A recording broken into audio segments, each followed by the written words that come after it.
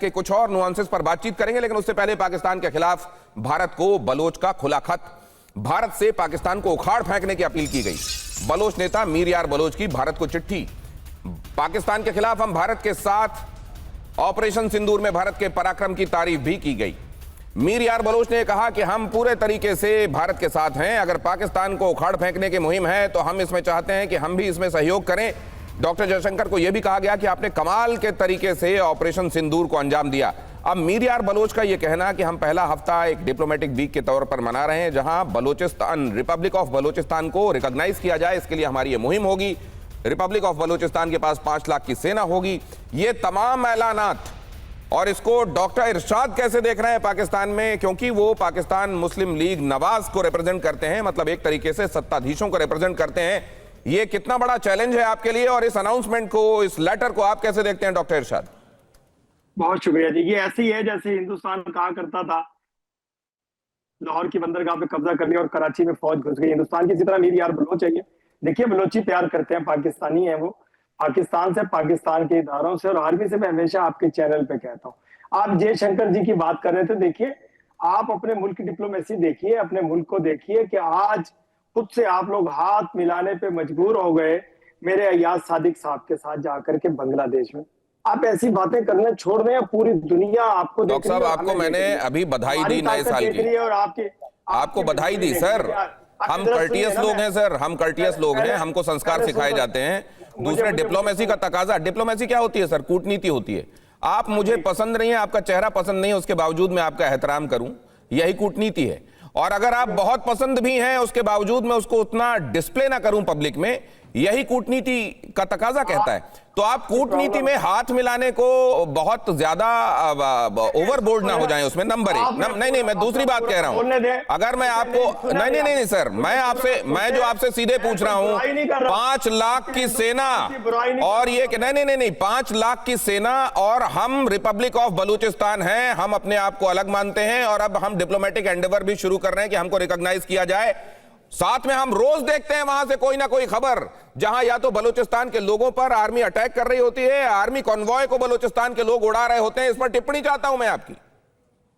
मानवाधिकार के घनघोर वायलेशंस हो रहे हैं वहां, ह्यूमन राइट्स के। देखिए, मैं एक बात बताऊं आपको, ये जो 5 लाख की फोर्स और बलूचिस्तान अलहदा, ये एक ऐसा अंधे का ख्वाब है जो ख्वाब देखता है लेकिन देख नहीं सकता। अंधे की मिसाल मैं दे दूं आपको। दूसरी बात यह है, आपकी मजबूरी यह है कि दूसरे को बिल्कुल आवाज को दबाने की कोशिश करते हैं आप। मैं पूरी बात कर रहा था, मैं आपको न्यूयॉर्क की तरफ भी लेकर के आना था। मैं कोई हिंदुस्तान की बुराई नहीं कर रहा था। मैं पिछले जो 6 माह से आपसे कह रहा था, वो जयशंकर ने साबित किया कि ना जंग आप चाहते हैं ना जंग हम चाहते हैं। जो जंग चाहते हैं उनके गले में पट्टा डालना चाहिए हमें। जो लड़ना चाहते हैं उनको, जिस तरह की दहशतगर्दी, अगर मेरे बलूचिस्तान में कोई दहशतगर्दी की बात कर रहा है या हिंदुस्तान में दहशतगर्दी की बात कर रहा है, बीच में आना पड़ता है, मीडिया के थ्रू मेरी आदत नहीं है डॉक्टर इरशाद, मेरी आदत नहीं है, लेकिन आप जब आम को इमली बताने लगते हैं ना, तो मेरे को बीच में आना पड़ता है। नहीं, मैं अपने दर्शकों का टाइम वेस्ट नहीं कर सकता प्लीज। जब आप ये कहने लगते हैं कि हम अमन चाहते हैं, लाहौर बस सर्विस किसने शुरू की थी सर? ये भारत की तरफ से हमेशा एंडेवर रहा है कि आप लोगों के साथ संबंध अच्छे हों, लेकिन आपने हमेशा पीठ में छुरा भोंका है। जब भी हमने संबंध अच्छे करने की कोशिश की है, आपने कभी पार्लियामेंट पे अटैक करवाया है, कभी मुंबई में अटैक करवाया है। बेशर्म सी हंसी भी हमको उसके बाद दिखाई दी है। डोजियर दे के हमने आपके यहाँ बैठा हुआ है सर हाफिज सईद। आप सर फिर दूसरी तरफ नहीं, फिर आप अगर इधर ले जाएंगे तो मैं आपको लंबा खींचूंगा सर, और फिर आप तैयार रहिएगा। नहीं, मुझे कोई तैयारी की जरूरत नहीं, मैं प्रोग्राम छोड़ दूंगा अगर आप मुझे बोलने नहीं देंगे। नहीं, प्रोग्राम क्यों? मजबूरी आप प्रोग्राम अगर आपको सच सुनने से तकलीफ है, अगर आपको सच सुनने से तकलीफ है, तो मैं झूठ नहीं परोस सकता सर अपने दर्शकों को, और आप झूठ बोलते चले जाएं और मैं आपको रोकूं नहीं, है मेरा फर्ज नहीं है सर। कौन सा झूठ? नो, सुने, पूरा बोलने दे, फिर आप अगर मैं झूठ बोलूं तो मुझे रोकिए आप। देखें, अगर आपने दोस्ती की बस चलाई तो ट्रेन पे हमला किसने किया? हिंदुस्तान में पूरी ट्रेन चला दी आप लोगों ने। मेरे मुल्क में जो हंगामे, दहशतगर्दी, जो मेरे लोग में धमाके होते हैं, चले आइए, पहलगाम पे चले आइए। अपने लोगों आप कहेंगे वो लोग वहां के थे नहीं, मैं इधर ले जाऊंगा। आप किसी चीज को मानते कहां है सर? डोजियर दे दिया आपको, दिन के उजाले की तरह सबूत दे दिए। बेशर्मों की तरह अगर किसी को मना करना है तो उसको, जो सोने का नाटक करे उसे जगाया नहीं जा सकता। मैं संजय जी के पास जाऊंगा और आपके पास मैं लौटूंगा, लेकिन बलूचिस्तान को लेकर आपने जो कहा कि ये दिन में सपने जैसे देखने जैसा है, कहीं ऐसा तो नहीं है कि आपकी नाक के नीचे कुछ हो रहा है? और आप उसको एक्नॉलेज करने से, आप उसको एक्नॉलेज करने से डर रहे हैं। संजय जी, मैं आपके पास आ रहा हूं, क्या ये वाकई इतना साधारण है जैसा डॉक्टर इरशाद इसको दिखाने की कोशिश कर रहे हैं? देखिए, पहली बात तो मुझे इरशाद जी से थोड़ा सिंपैथी है कि ये बात पक्की है कि जो पाकिस्तान जो देश चलाता है वो पीएमएल नहीं चलाती है, वो तो आर्मी चलाती है। और निश्चित रूप से जब जो ये पीएमएल अगर कुछ अच्छा भी संबंध बनाना चाहती है तो आर्मी इनको तुरंत से उलटफेर करके हटा देती है। नवाज शरीफ को 2-2 बार हटाया, वो इतिहास गवाह है। अब आती है बलूचिस्तान पे। देखिए, एक बहुत सोची समझी रणनीति है ये कि बलूचिस्तान में आज़ादी की जो लड़ाई है और आवाज़ है वो बहुत मुखर होती जा रही है, और पाकिस्तान आर्मी ये बात जानती है कि बलूचिस्तान एकदम स्ट्रांगली रेसिस्ट करेगा और जो अर्बन और ट्राइबल जो डिवाइड है वो और वाइडर होता जाएगा।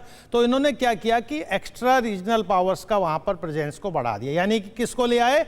चाइना को ले आए, क्योंकि अकेला डील नहीं कर पाएंगे। और निश्चित रूप से बलूचिस्तान और जो पीओके है, पाकिस्तान ऑक्युपाइड कश्मीर, दोनों आज़ादी के लिए मुखर है। तो दोनों के में से आपने चाइना पाकिस्तान इकोनॉमिक कॉरिडोर लिया, यानी कि वो जो कॉरिडोर वो स्ट्रेटेजिक कॉरिडोर बना दिया। और उसके बहाने वो क्या कर रहे हैं कि इस तरीके के रिजेंटमेंट्स, प्रॉब्लम्स, उनको बंदी बना रहे हैं, नज़रबंद कर रहे हैं, ऐसी स्थिति क्रिएट कर रहे हैं कि चाइना की कल आर्मी को वहाँ पर डिप्लॉय कर दें। और ये बात बहुत दिनों से इनकी एक स्ट्रेटजी चल रही है, क्योंकि पाकिस्तान को अपने पे विश्वास नहीं। और वहाँ की जनता, मैं आपको कह रहा हूँ 6 करोड़ लोग हैं, जो 5 लाख आर्मी, लेकिन मैं कहूँगा कि 6 करोड़ लोगों की आर्मी है वो, और वो कभी भी पाकिस्तान की आर्मी को मुंह की खा रहे हैं। और इसीलिए ये जो कॉन्फिडेंस की पाकिस्तान में कमी आ रही है, इसीलिए वो चाइनीज आर्मी को डिप्लॉय करना चाहते हैं, ना केवल बलूचिस्तान में, पाकिस्तान ऑक्युपाइड कश्मीर में। और जो लड़ाई भी यही थी नवाज शरीफ। ये खबर पहले अपने दर्शकों को बता दूं, क्योंकि आप जो बता रहे हैं ना, हमारे दर्शकों को ये पर्सपेक्टिव दे दूं पहले, आप उसके बाद कमेंट कीजिएगा। सर, ये बड़ी बात कह रहे हैं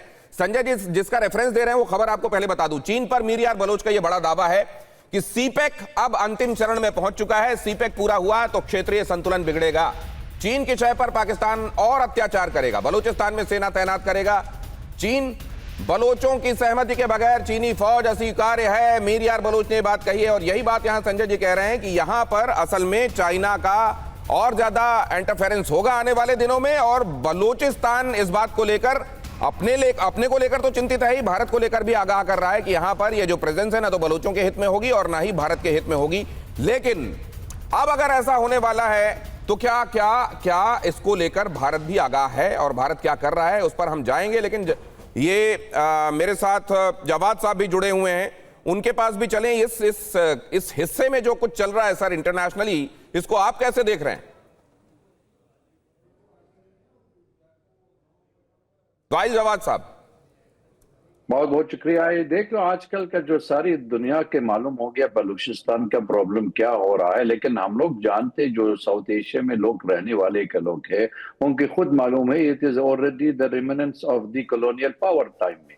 जब तक पाकिस्तान पार्टीशन हो गया इंडिया में, सब कॉन्टिनेंट में, बलूचिस्तान के इंडिपेंडेंट की वाली बिल्कुल उनकी कोई मतलब ही भी नहीं दिया था, कोई चॉइस नहीं दिया था उनकी। पाकिस्तान मतलब अनेक्स कर दिया था, उनके साथ में पाकिस्तान बन गया। इसलिए बलूचिस्तान रेजिस्टेंस होती शुरू से 1948 में, उसी से वक्त में वो तो युद्ध चल रहा था। लेकिन जो रिसेंटली जब तक पाकिस्तान सेपक चीनी के साथ में उन्होंने ज्वाइन किया था, उसके बाद जब तक ये लोग कह रहे हैं हमारे लिए कोई फायदा भी नहीं है, सब लोग वहां पर बलूची सफर कर रहा है और जो पाकिस्तानी सरकार लूट कर रहा है, तो हमारे लिए कोई फायदा भी नहीं। ना चीनी भी आते, ना यूएस, मतलब वो प्रोजेक्ट तो ले सकते हैं, कोई फर्क नहीं पड़ता। इंपॉर्टेंट ये भी है जो रेजिस्टेंस मांग रहे, जो सेसेशनिस्ट मूवमेंट है, उनके लिए लोकल सपोर्ट काफी है, क्योंकि रिजेंटमेंट बहुत है।